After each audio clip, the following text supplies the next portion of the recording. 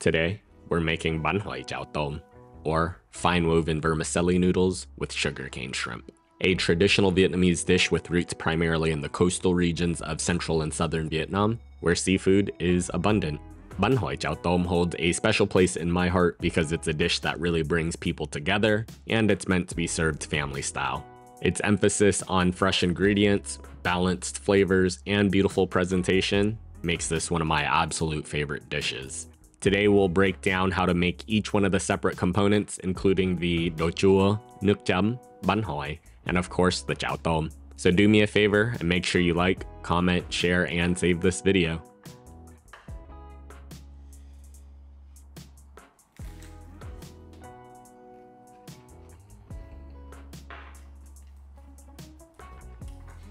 Alright y'all, remember to wash your hands. We'll start by making our đồ chua, or pickled carrots and daikon. Now đồ chua is a staple in many different Vietnamese dishes, and it's really easy to make. We're using a 1-to-1 ratio of daikon and carrots, but you can adjust your own preferences. And full warning, pickled daikon does have a fart-like smell, so many people actually leave it out entirely. I love it though, and you really just have to embrace the aura. We'll get our veggies peeled and check out how massive this carrot is though.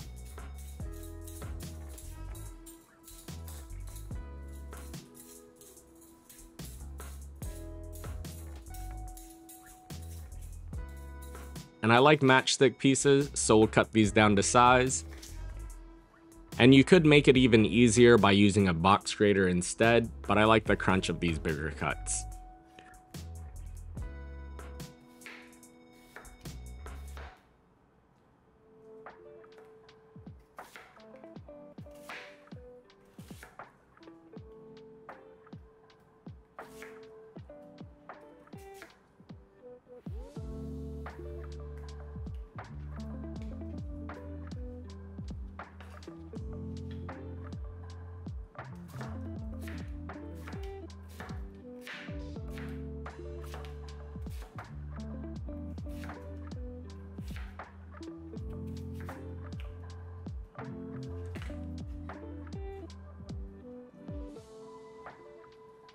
When our carrots and daikon are all cut up, we'll toss them in some kosher salt to draw out the moisture, and we'll let them sit for about 10 to 15 minutes.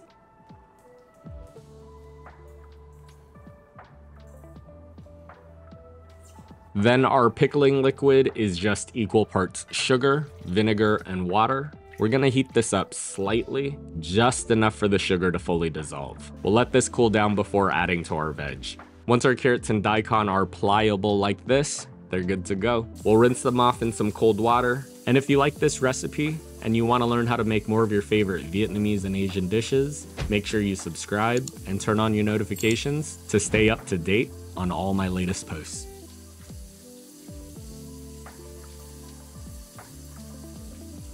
Get them into a container.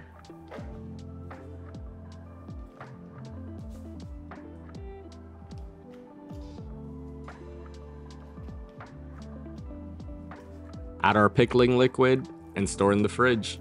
And in a few hours, you have your very own homemade đồ chua.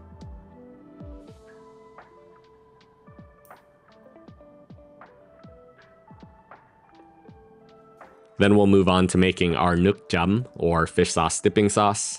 To a bowl, we'll add in a 1/4 cup of sugar, and for me, the golden ratio for this sauce is 1 to 5. Equal parts sugar and fish sauce to 5 times the amount of filtered water. So for this recipe, we'll add in a 1/4 cup of fish sauce and 1 1/4 cups of water. Then the next part is completely up to your own preferences. You can add as much garlic, Thai chili, and lime juice to fit your own palate. If you like it extra garlicky, add more minced garlic.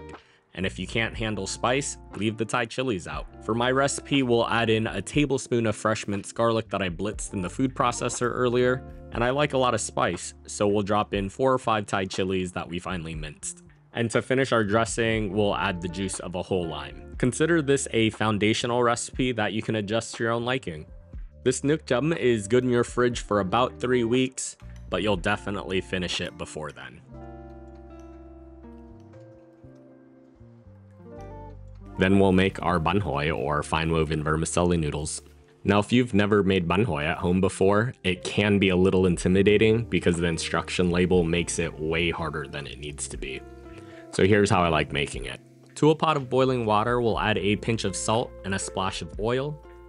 We're gonna take our woven noodles and cook them for just a minute.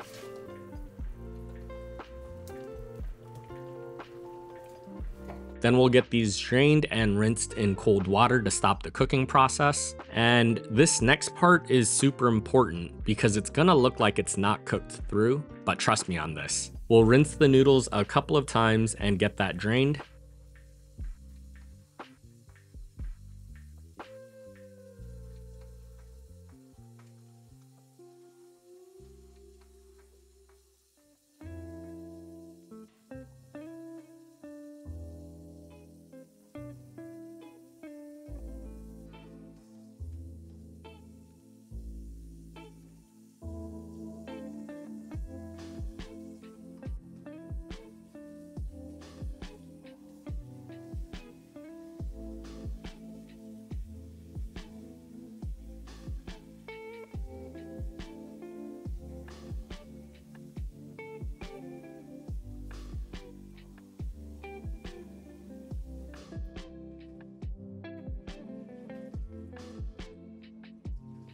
And then into a container, we're gonna lay these out in a single layer and brush them with some scallion oil, which is literally just the green parts of the scallion sauteed in neutral oil for a few seconds. The oil between the layers will help the sheets of noodles from sticking together, plus it'll add a little extra flavor. And when we're done doing all of that, we'll put the container in the fridge until we're ready to assemble. And I promise you, these noodles will be perfectly al dente by then.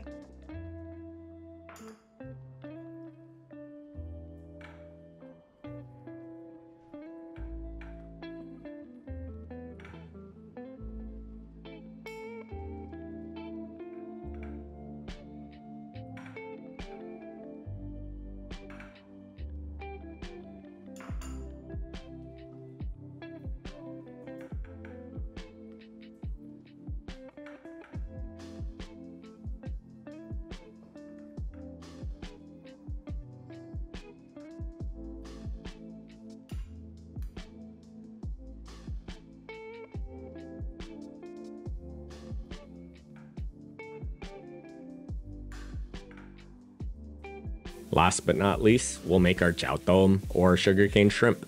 We have some shrimp that I'm just gonna rinse off.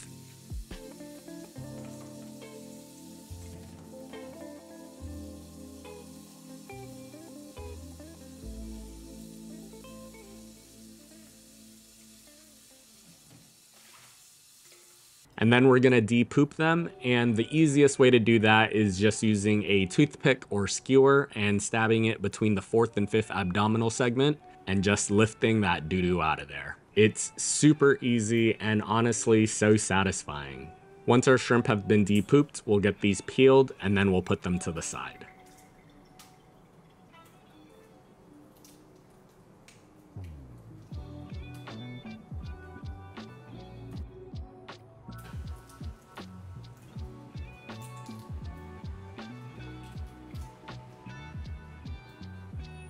And then the secret to the best Chao Tom is actually pork fat. The pork fat will give the shrimp paste its signature bouncy texture and add some much needed fat to the dish. The pro tip here is to make sure that you partially freeze your pork fat for a couple hours prior, as this will make it easier to cut and help maintain its structure while we process it. We'll get these into small pieces and throw them into the food processor, and we'll blend until it turns into a paste. And since my food processor is on the smaller side, I do have to do this in batches to make sure that my processor doesn't overheat and that the pork gets super smooth.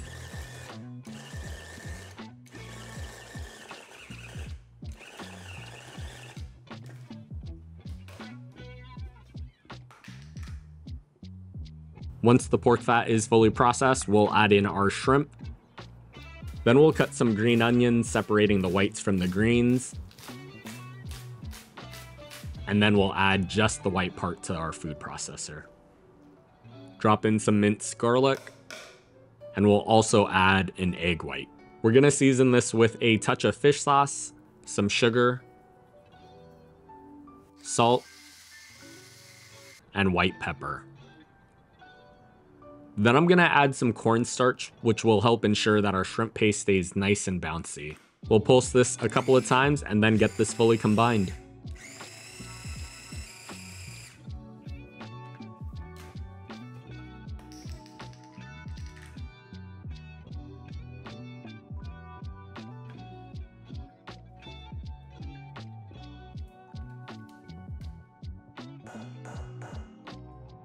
Go ahead and let this vibe out in the fridge for half an hour to settle.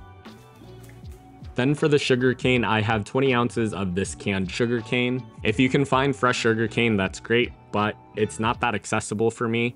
And if you can't even find this canned one, you can also use stalks of lemongrass instead. I'm just gonna go ahead and drain the sugarcane and pat them dry with a paper towel.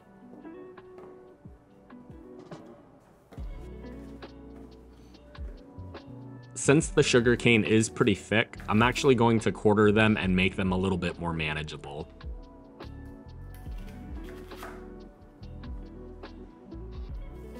Once the sugarcane are all cut to size, we'll wrap these up with the shrimp. Now, this is probably the most difficult part in making these, and since our shrimp paste is pretty loose, we'll want to make sure that there is plenty of oil on your hands. The oil will help prevent the shrimp paste from sticking to your hands, and you'll need to constantly reapply oil to your hands throughout the entire process. To form these, I'll add a spoonful of the shrimp paste to my hand. We'll put a sugarcane right in the middle, wrap it around, and then I'll just roll the shrimp paste around the palm until the outside is nice and smooth.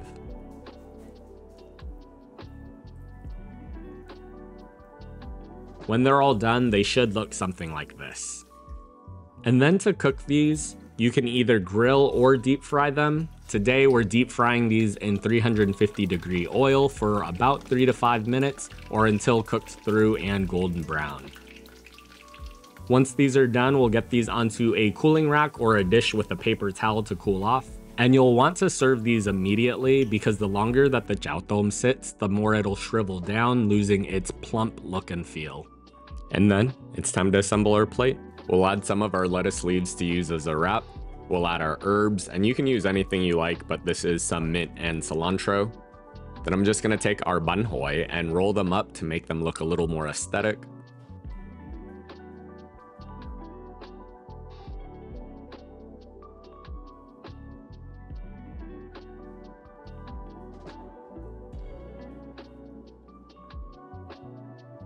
Then we'll add some sliced up cucumber spears.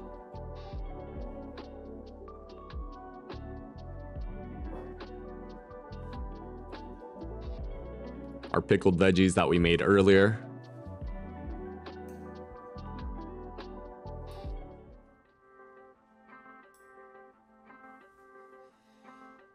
And of course, our Chao Tom.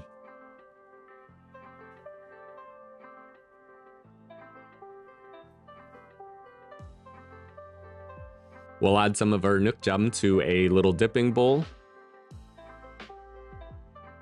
And just like that, you've made Banh Hoi Chao Tom at home. And then remember, the sugarcane is also somewhat edible too. You can chew and suck out the juices, just make sure that you spit out the remaining bits. As always, the printable recipe is on my blog at feedthepudge.com. And if you've made it this far, thanks for watching, and I hope you enjoy.